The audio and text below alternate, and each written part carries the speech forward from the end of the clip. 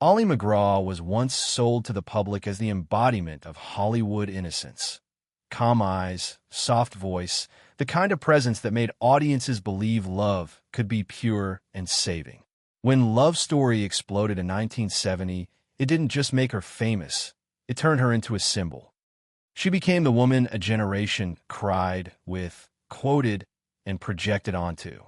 Yet the brighter the spotlight became, the less room there was for the full person behind it. Long before the red carpets, MacGraw's foundation was unstable. She grew up in Bedford Village, New York, in a home marked by conflict and insecurity.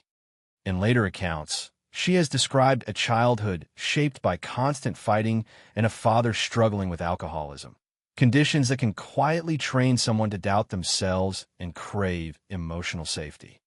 In that context, fame can feel like escape, but can also amplify old vulnerabilities, the fear of not being enough, the urge to please, the instinct to keep the peace. Her entry into stardom came through fashion and then film. Modeling gave her visibility, and under influential editorial guidance, she found access to the entertainment world. Her first major screen recognition arrived with Goodbye, Columbus, 1969, a successful debut that put her on Hollywood's radar. During this rise, she met Robert Evans, a powerful producer and then head of production at Paramount. The relationship quickly became both personal and professional, an early example of how Hollywood often merges romance with career leverage. Evans cast her in Love Story, and the movie became a cultural phenomenon. The famous tagline, "Love means never having to say you're sorry," and the film's enormous commercial success elevated MacGraw into the top tier of 1970s leading ladies. In public, her life looked complete, a thriving career, a powerful husband, and motherhood, with her son Joshua born in 1971. Privately, the story was already more complicated because success does not automatically create stability. The narrative's turning point arrived in 1972 with The Getaway, directed by Sam Peckinpah and starring Steve McQueen. Evans secured MacGraw the role opposite McQueen, an opportunity that should have been pure career gold. But MacGraw later suggested she sensed the danger before it fully materialized. In her memoir, she described an awareness that working closely with McQueen would lead to serious trouble, not because of professionalism, but because of the emotional gravity he carried. McQueen's persona was the opposite of her public image. He was Hollywood's king of cool, a man whose appeal was built on danger, rebellion, and raw charisma. Their pairing created instant fascination, the nation's romantic heroine stepping into the orbit of the industry's most magnetic anti-hero. It looked like destiny on screen, and it would soon become the kind of off-screen story that Hollywood loves most: glamorous, scandalous, and quietly destructive. When Ollie MacGraw arrived on the set of The Getaway in 1972, she was still married to Robert Evans, and her career was burning at full speed. Steve McQueen, meanwhile, wasn't simply famous, he was a phenomenon. He carried the aura of a man who had fought his way out of a troubled youth and rebuilt himself into Hollywood's ultimate anti-hero. To audiences, he was the king of cool, the actor whose love of motorcycles and race cars seemed to merge perfectly with his on-screen toughness. To the industry, he was box office power. To MacGraw, he was something more dangerous, magnetic in a way that felt inevitable. MacGraw would later describe his presence as chemical, the kind of energy that filled a room before he even spoke. According to the narrative in the transcript, their chemistry was undeniable from the beginning. It wasn't subtle. People noticed. And in Hollywood, when two stars create that kind of spark, the story doesn't stay private for long, especially not when both names are already headline material. Filming began in Texas, and the affair reportedly took hold quickly. On one level, it fit a classic Hollywood script. The beautiful leading lady and the charismatic rebel fall for each other under the pressure and intimacy of a movie set. But real life is never as clean as a screenplay. MacGraw had a husband whose influence had helped shape her rise. Evans wasn't just a spouse. He was a powerful producer who had championed her in the industry.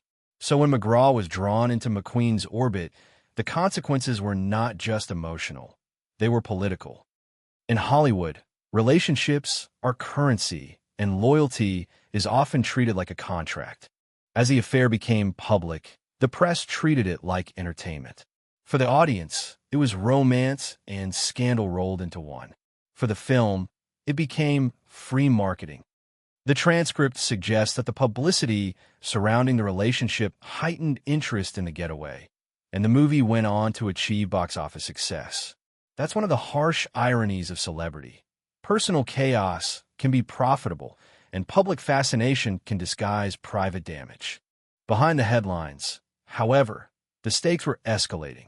By the end of 1972, MacGraw filed for divorce from Evans. The split was not merely a breakup. It was a rupture that reverberated throughout Hollywood. Evans, according to the transcript, felt blindsided by the betrayal. From his perspective, he had given MacGraw the role that transformed her into a star, and now he was watching her leave him for the most mythologized man in the business. To the public, it looked like she had chosen passion over security. To insiders, it looked like a dangerous shift in alliances. Then the fairy tale version of the story seemed to complete itself. In July 1973, Ollie MacGraw and Steve McQueen married. On magazine covers, they could be framed as the ultimate glamorous couple. Two stars, two icons, one union. But almost immediately, the transcript introduces a darker reality. McQueen insisted on a prenuptial agreement that would prevent MacGraw from seeking money in the event of divorce. More importantly, he demanded she abandon acting entirely. At the height of her fame, when she had the momentum, the public attention, and the industry position to build a long career, MacGraw stepped away. That demand is a critical clue to what the marriage would become. It suggests that the relationship wasn't only about love, it was also about control. McQueen didn't want a wife who had her own spotlight. He wanted her near him, shaped around him, defined by his terms. MacGraw later admitted, as the transcript frames it, that she agreed out of fear of losing him, even though it meant silencing her ambition. In other words, the romance that looked like destiny began to function like a bargain. Love in exchange for self-erasure. For a brief moment, the Malibu setting appeared idyllic. A secluded beach house, close friends, simple pleasures, barbecues, walks on the sand, the image of domestic peace. Yet behind closed doors, the cracks formed quickly. McQueen carried emotional scars from abandonment and instability, and those wounds reportedly surfaced as jealousy and suspicion. MacGraw described his jealousy as constant, flaring even if she merely looked at another man.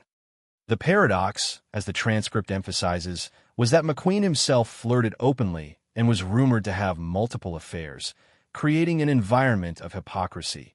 Strict rules for her, freedom for him.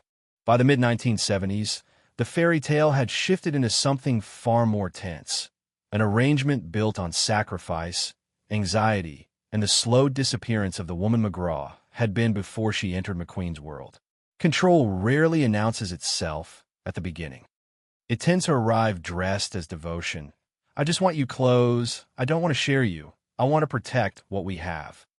In a celebrity marriage, that disguise can feel even more convincing because the world really does intrude, attention really can be corrosive, and privacy really is hard to defend.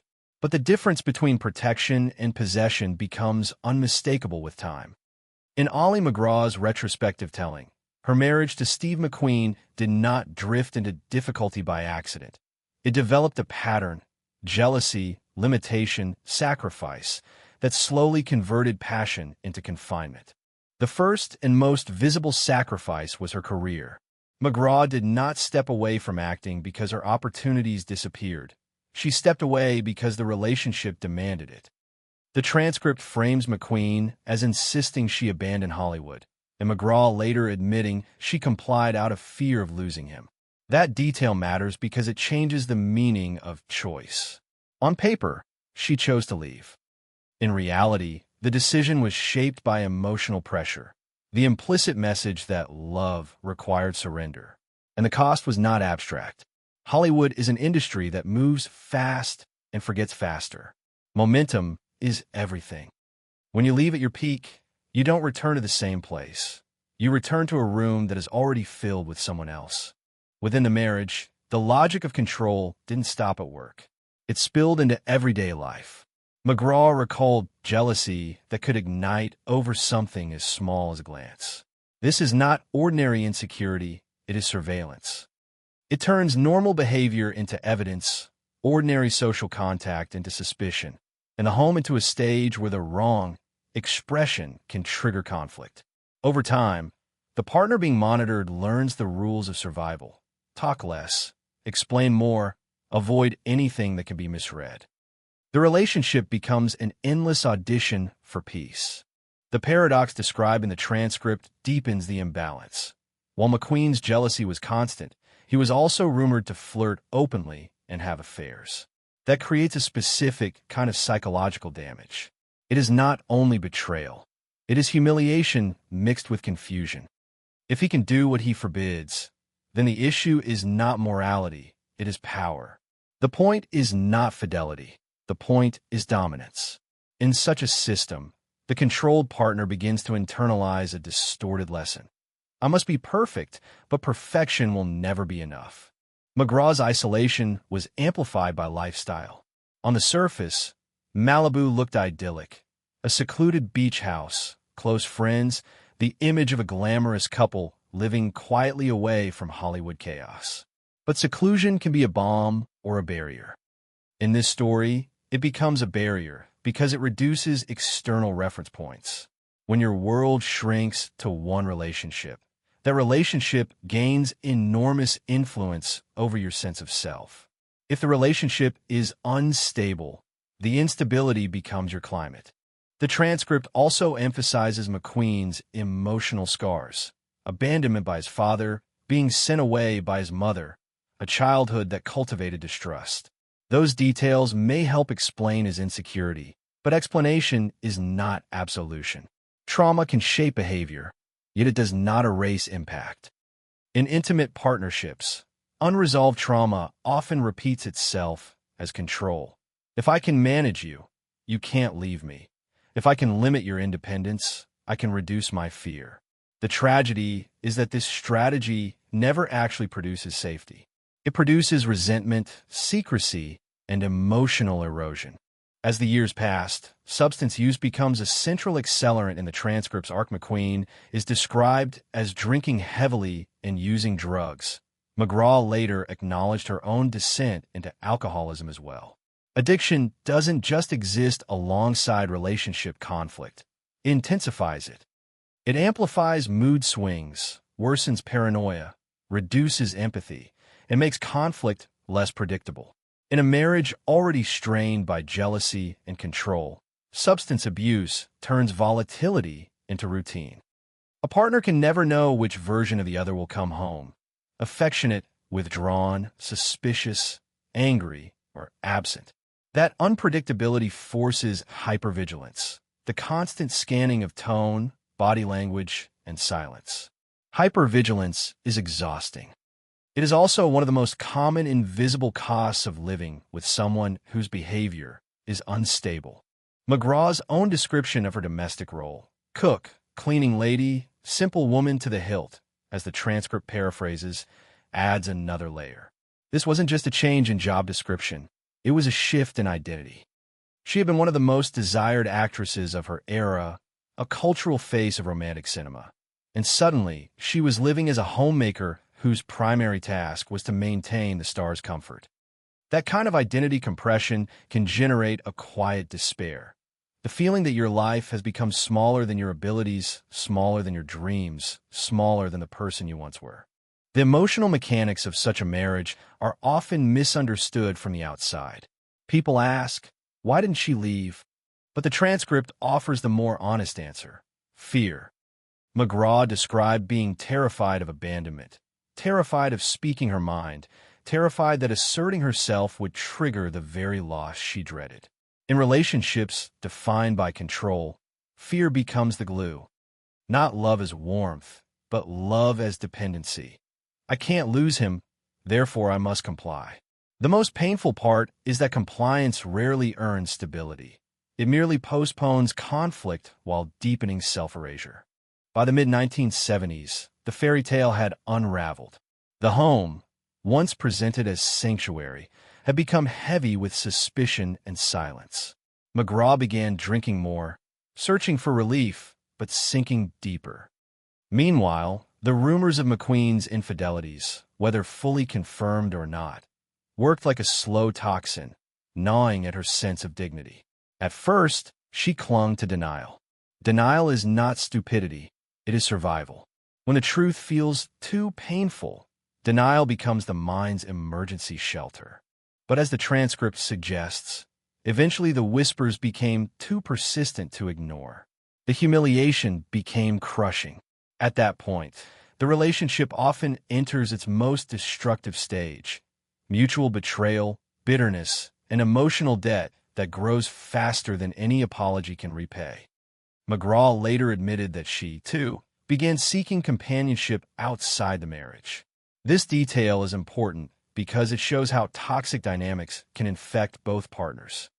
A marriage built on control can push the controlled partner toward rebellion, not out of cruelty, but out of starvation for agency, tenderness, and recognition. Even so, MacGraw's story does not present her as purely victim or purely responsible. It presents her as human, drawn by chemistry, trapped by fear, damaged by addiction, and increasingly aware that the cost of staying was becoming her own disappearance. The crucial tension is this: she loved McQueen, but love was not enough to make the relationship safe. Passion was not enough to make it equal, and glamour was not enough to make it livable. That awareness sets the stage for the turning point that follows, the moment she stops bargaining for peace and starts demanding her selfhood back. In many marriages, the breaking point is a fight. In this story, it is a decision to return to acting, to reclaim independence, and to test whether McQueen loved her or loved the version of her he could control. By 1976, the strain in Ollie MacGraw and Steve McQueen's marriage could no longer be disguised by photographs, beach house mythology, or the lingering glow of their celebrity. On magazine covers, McQueen was still marketed as the indomitable tough guy, the icon who made audiences dream of escape behind the wheel of a Mustang and Bullitt or on a motorcycle in The Great Escape.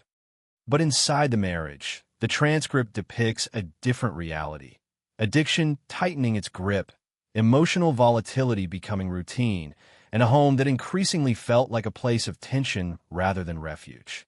McQueen's pattern, as described, was not merely occasional partying.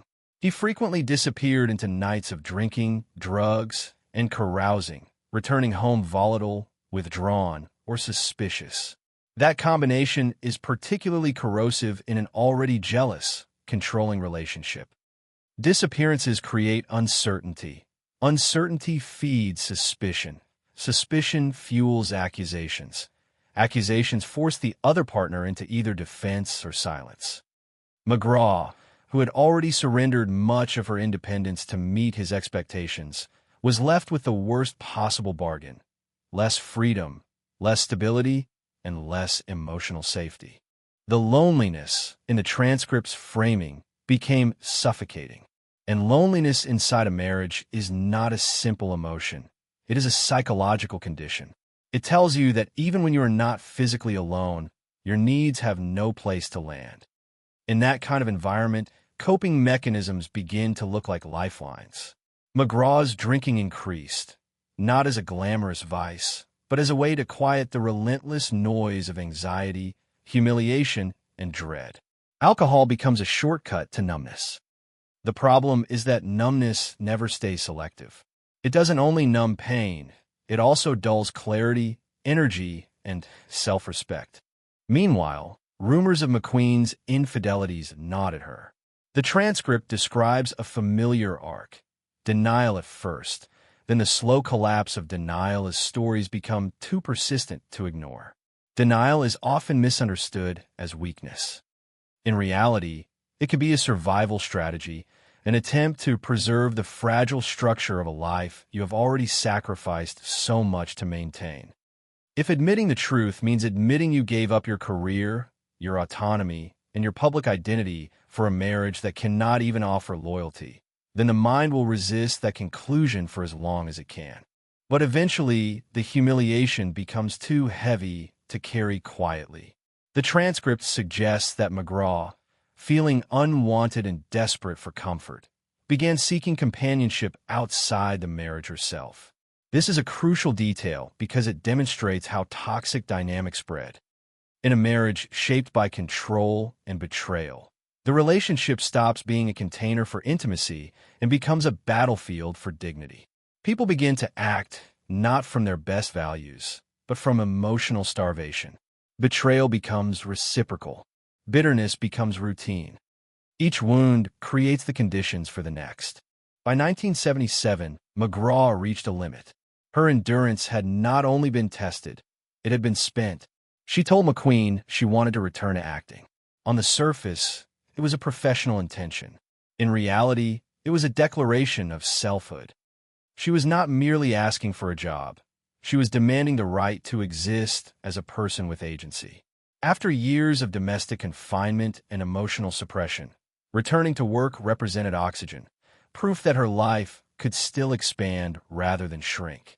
McQueen's reaction, as reported in the transcript and attributed to biographer Mark Elliott, was cold and final. In that case, we are filing for divorce. Whether quoted exactly or paraphrased across tellings, the meaning is unmistakable. It was an ultimatum that exposed the marriage's underlying contract. Her compliance was the price of staying. The moment she asserted independence, the relationship's foundation cracked. For MacGraw, those words confirmed her deepest fear, that her voice and choices had never truly mattered, at least not as much as McQueen's need to dominate the terms of the partnership. This is the moment where many celebrity narratives become simplistic. People frame it as she chose her career or he chose his ego. But the emotional reality is more layered. MacGraw had already chosen him once at the expense of her career. The true question was not whether she loved him. It was whether she could survive loving him while disappearing. Her request to return to acting was not a rejection of love. It was a refusal to continue self-erasure. After that ultimatum, MacGraw accepted a role in Convoy, directed by Sam Peckinpah. The transcript frames this choice as decisive. It made reconciliation nearly impossible. In practical terms, it also reconnected her with the world McQueen had demanded she leave, a world where she could earn her own identity, make her own decisions, and rebuild a sense of competence that control had gradually stripped away. Even if the role did not restore her to her love story stature, the act of returning to work carried symbolic weight. It was a reclaiming. The couple reportedly attempted, briefly, to patch things up. But once a relationship reaches the stage of ultimatums, trust is usually already gone. In marriages where control is central, reconciliation often requires one partner to return to submission. If the other partner has already tasted the possibility of independence, submission becomes harder to sustain. The cracks don't close, they merely get plastered over until the next pressure point. In 1978, after 5 years defined as much by jealousy and sacrifice as by passion, the divorce was finalized. That closure should have been the end of the story, the final chapter of a glamorous cautionary tale. But life does not always respect narrative timing. 2 years later, tragedy struck. In 1980, Steve McQueen died at age 50 from pleural mesothelioma, a rare cancer often linked to asbestos exposure, according to the transcript. His death transformed everything emotionally, even for those who had left him. Death has a unique power. It collapses the future into a single, irreversible fact. For MacGraw, grief was complicated. She had lived through anger, betrayal, humiliation, and fear. Yet she had also loved him profoundly. When someone dies, the mind does not neatly file them into villain or beloved. It replays every version. The charming man, the controlling husband, the wounded child, the star, the addict, the partner who brought both ecstasy and pain. MacGraw's later reflection, "I wish we had both grown old sober," lands as an extraordinary admission because it contains both regret and clarity. It does not excuse what happened, but it acknowledges the tragedy of what addiction and pride can destroy. It suggests that in some alternate life, with sobriety and emotional maturity, they might have built something steadier. But reality offered a harsher ending. A relationship that burned hot, broke hard, and then ended permanently with death, leaving only memory, unresolved questions, and a long work of rebuilding a life afterward. That is where the story now turns, not to Hollywood glamour, but to aftermath. How MacGraw carried the scars forward, how addiction deepened, and how recovery eventually became the true reinvention. When Steve McQueen died in November 1980, Ollie MacGraw was only 41 years old. Their marriage had already ended, yet death doesn't respect the boundaries of divorce. It doesn't arrive as a clean conclusion to a chapter. It arrives as a final verdict on possibility. For MacGraw, the transcript frames his passing as something that shook her to the core, not simply because she had once loved him, but because the death confirmed, in the most absolute way, the abandonment she had feared for years. She had survived the breakup. She could not negotiate with the finality of loss. That is why grief after a toxic relationship often feels contradictory. It is not just sadness. It is a collision of emotions that refuse to line up neatly. There is anger over what happened, relief that the chaos is no longer present, sorrow for what could never be repaired, and a strange tenderness for the parts of the person you once adored. MacGraw's later words, wishing they had grown old sober, carry that contradiction. The statement does not romanticize the marriage. It mourns the potential of two people who never became healthy at the same time. In the immediate years after McQueen's death, MacGraw tried to move forward professionally, but the ground beneath her had shifted. She had already lost crucial career momentum when she stepped away from acting during the marriage. Hollywood, notoriously, is not an industry that waits, especially for women. The transcript notes that she took on new projects, including Convoy, 1978, and later a 14-episode arc on the primetime soap Dynasty in 1984. Yet even with work, the sparkle of her early stardom was fading. Not because her talent disappeared, but because the industry's attention is fickle and the window for leading lady status was narrower than it should have been. More importantly, the bigger story was not career positioning. It was coping. The transcript emphasizes that MacGraw's personal pain fed her growing dependence on alcohol. This is a familiar pattern after emotionally destabilizing relationships. Once the adrenaline of constant tension is gone, the body and mind crash into the feelings that were postponed for survival. Alcohol becomes a quick, reliable off-switch. It dulls shame, loneliness, regret, and the lingering fear of being alone. But the relief is temporary, and the cost is cumulative. What begins as escape becomes a cage. By the early 1990s, her struggle reached a breaking point. Alcohol, which had once been comfort, had become control, another force dictating her days. The transcript describes her entering treatment at the Betty Ford Center, a decision that marks a profound shift. She stopped treating her pain as something to numb and began treating it as something to confront. Recovery, in its most honest form, is not an inspirational montage. It is hard labor. It requires a person to face the story they have been trying not to feel and to build new habits strong enough to replace old survival strategies. For MacGraw, recovery meant confronting layers that extended far beyond McQueen. The transcript points back to childhood instability, conflict, low self-confidence, early emotional insecurity. It also points to the cost of fame, the way public narratives can flatten a person into an image, leaving them feeling unseen even when everyone knows their name. And it points to the marital dynamics that had shaped her adult life. Sacrifice mistaken for love, control mistaken for devotion, fear mistaken for loyalty. Sobriety forces these truths into daylight. Without the numbing agent, you cannot outsource emotional reality. In 1991, she published her memoir, Moving Pictures. The importance of the book is not merely that it became a bestseller, as the transcript suggests, but that it represented self-authorship. For decades, her story had been told through other people's lenses: film roles, tabloid headlines, Hollywood gossip, simplified morality tales. A memoir is a refusal to let outsiders control the narrative. It is also a form of accountability. In describing her relationships and her addiction candidly, MacGraw wasn't only exposing others, she was exposing herself, including her choices, her blind spots, and the way she participated in her own disappearance. That honesty is one reason her story resonates beyond classic cinema fans.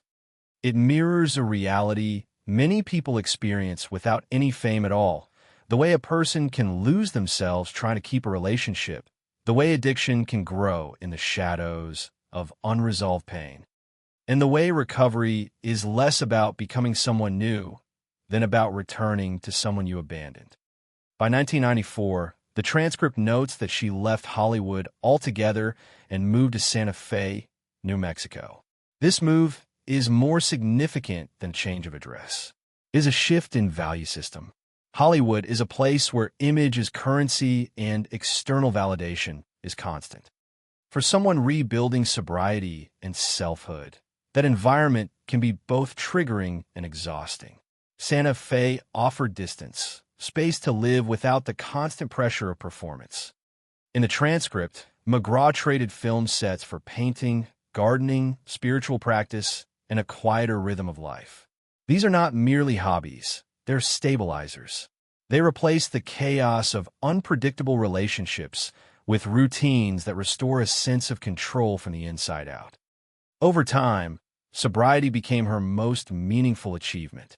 The transcript describes her being sober for more than 30 years, a milestone that reframes everything that came before it. It suggests that the ultimate comeback was not a return to box office dominance, but a return to inner stability. In later reflections, she spoke about no longer rewriting the past or fantasizing about the future, focusing instead on living fully in the present. This is the language of someone who has stopped bargaining with reality. Her later life also included reconnection, both socially and creatively, on her terms. The transcript mentions her reconnection with Ryan O'Neal and their 2016 stage reunion for Love Letters. It also notes her involvement with IBU, a fashion collective working with women artisans, helping develop clothing lines that celebrate craftsmanship and empowerment. Symbolically, this matters. A woman who once gave up her career to fit into someone else's world later aligns herself with work centered on women's independence and skill. It reads less like coincidence and more like correction. Even at 85, as the transcript frames it, MacGraw continues to speak with nuance about McQueen, acknowledging the magnetic pull, refusing to romanticize the suffering, and rejecting the simplistic label of victimhood. She has said there were wonderful days and dreadful days, and that she does not see herself as a victim. That statement doesn't erase harm, it asserts agency. It is her way of claiming the complexity of her own story: love and pain in the same sentence, regret and gratitude in the same breath, truth without theatrical self-pity. In the end, the most enduring part of MacGraw's life narrative is not the scandal or the glamour. It is the long, difficult arc from surrender to self-reclamation. A woman who survived fame, heartbreak, addiction, and loss, and who ultimately chose sobriety, solitude, and honesty over the illusion of a perfect Hollywood love story. What makes Ollie MacGraw's story matter is not simply that she married a famous man or lived through a dramatic Hollywood romance. It matters because it reveals how power operates inside intimacy, how a relationship can look glamorous from the outside while quietly functioning like a system of control on the inside. When MacGraw speaks later in life about wonderful days and dreadful days, she is not offering tabloid shock value. She is describing the reality of a love that contained genuine attraction and genuine damage at the same time. A central theme in the transcript is the way control can disguise itself as love. In the beginning, jealousy may be framed as passion, a sign that someone values you so intensely they cannot bear competition. But jealousy becomes dangerous when it turns into surveillance, when the proof of loyalty is constant submission. MacGraw described McQueen's jealousy as flaring even if she merely looked at another man. That kind of reaction forces a partner to manage not only their behavior, but their face, their tone, and even their gaze. Over time, this creates a life of self-monitoring. The relationship becomes less about shared joy and more about avoiding punishment. The demand that she abandon acting is the clearest expression of this dynamic. It was not merely a preference for a traditional household. It was a restructuring of identity. MacGraw was one of the most recognized actresses of her era, and acting was her independence, financially, socially, and psychologically. Removing that independence changed the balance of power. It made her world smaller and made his world central. Even when the home looked peaceful, Malibu, friends, barbecues, the underlying structure remained. Her life was built around his terms. The transcript also highlights a second destructive pattern: hypocrisy. McQueen's jealousy coexisted with his rumored infidelities and flirtations. This is not a small detail. It is the engine of emotional erosion. When one partner imposes strict rules while granting themselves exceptions, the message is clear. The rules are not about values, they are about dominance. That breeds humiliation, resentment, and eventually retaliation. The transcript suggests that MacGraw, overwhelmed by loneliness and hurt, eventually sought comfort outside the marriage as well. This does not balance wrongdoing. It shows how a toxic environment can corrode both people's behavior. When trust collapses, the relationship stops being a place of safety and becomes a place of survival. Addiction is the third accelerator. The transcript portrays heavy drinking and drug use around McQueen, and MacGraw later acknowledged her own alcoholism. Substance abuse deepens instability. It increases unpredictability, intensifies mood swings, and lowers the capacity for empathy. In a marriage already strained by control and jealousy, addiction turns tension into routine. It also creates a painful feedback loop. The relationship causes distress. Distress fuels drinking. Drinking worsens conflict. Conflict increases distress. The turning point in the transcript, the moment MacGraw asked to return to acting, shows why these dynamics are ultimately unsustainable.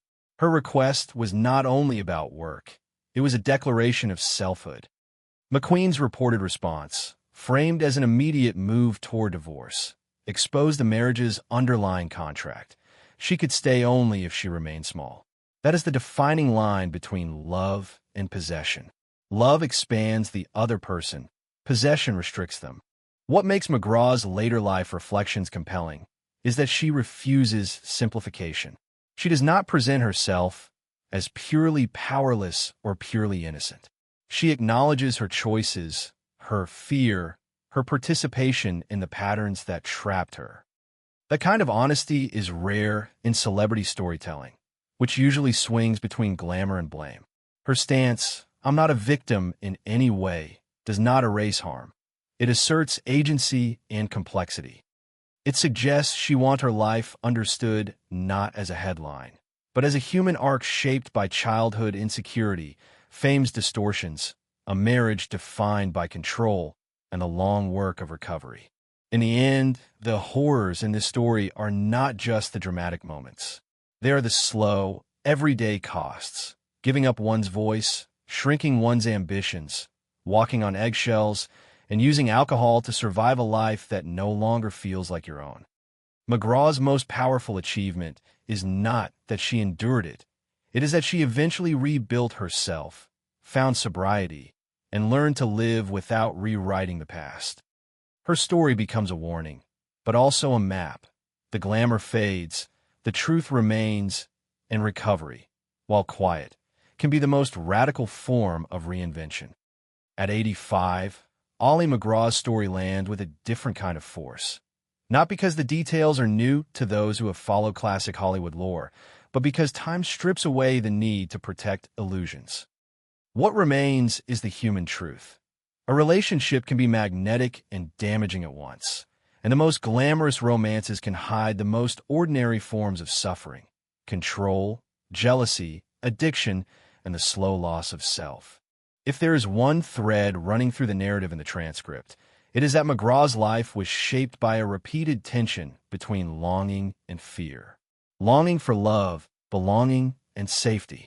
Fear of abandonment, rejection, and being not enough. Those forces did not begin with Steve McQueen.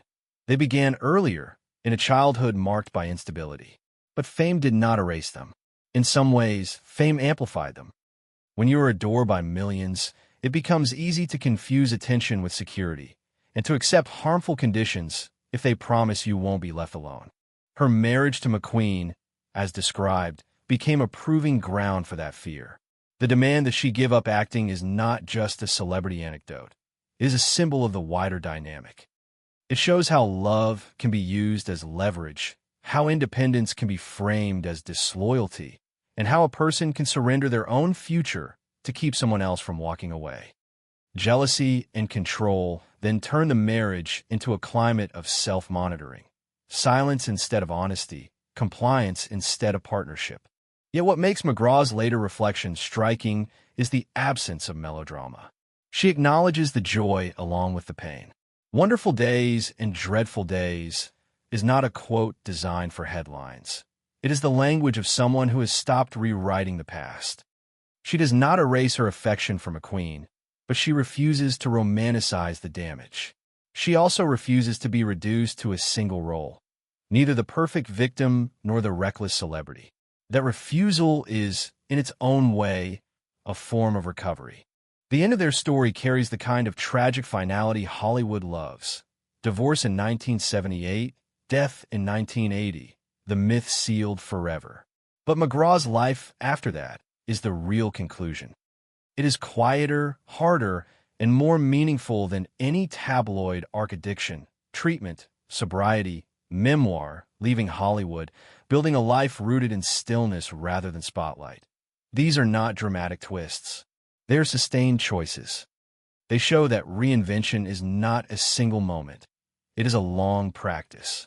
So the question the transcript asks, what do we think of her courage?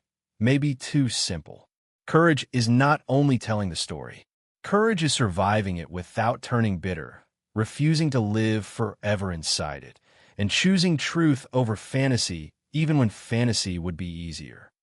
MacGraw's late-life honesty matters because it challenges a cultural reflex. We want celebrity relationships to be fables, either romantic or scandalous. She offers something less satisfying, but more real, complexity. And that leaves one final, open-ended question worth sitting with.